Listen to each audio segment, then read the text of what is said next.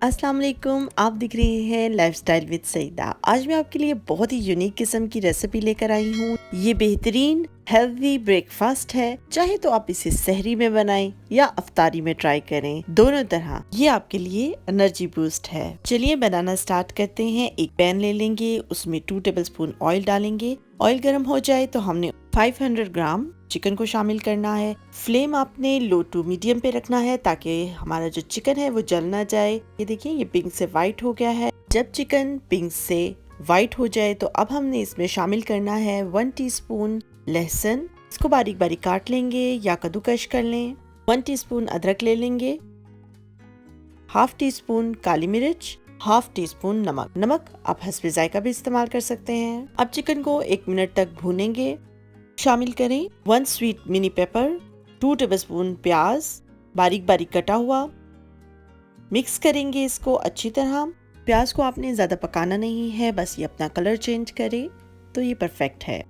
1/4 cup उबले हुए sweet corn, आप इनकी जगह जो भी वेजिटेबल आपको पसंद है आप वो डाल सकते हैं।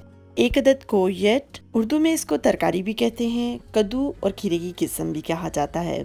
आप इसको इस्तेमाल कीजिए, कद्दूकश कीजिए या बारीक बारीक काट के इसमें डाल दीजिए। ये जायकेदार भी होती है और विटामिन सी से भरपूर भी, जो कि मसल्स के लिए भी बहुत अच्छी है। मिक्स करने के बाद हम इसमें शामिल करेंगे half teaspoon red chili powder, half teaspoon सुर्ख कुटी मिर्च। 1 अदद मैंने हरा प्याज ले लिया, उसको बारीक बारीक काट के आप इसमें शामिल कीजिए। थोड़ा सा मिक्स करते हैं। उसके बाद हम इसमें शामिल करेंगे पानी को, 150 ml वाटर शामिल करेंगे। अब हमने फ्लेम को बंद कर देना है और दही को शामिल करना है। 2 टेबलस्पून दही शामिल करेंगे। आपने फ्लेम को बिल्कुल बंद कर देना है और फिर इसको शामिल करना है।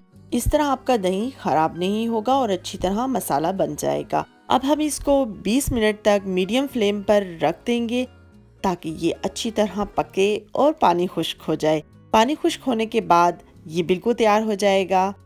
चलिए देखते हैं ये तरकारी चिकन के साथ बनकर कैसी तैयार हुई है। माशाल्लाह बहुत ही ज़बरदस्त लग रही है ये। इसके साथ मैंने 2 पराठे बना लिए हैं। क्या ज़बरदस्त किस्म की इसमें से खुशबू आ रही है और मज़ेदार, जायकेदार और खुशबूदार किस्म की ये करी बनी है। आप इसको ज़रूर ट्राई कीजिएगा। ये एनर्जी बूस्ट करेगी आपकी रमज़ान में।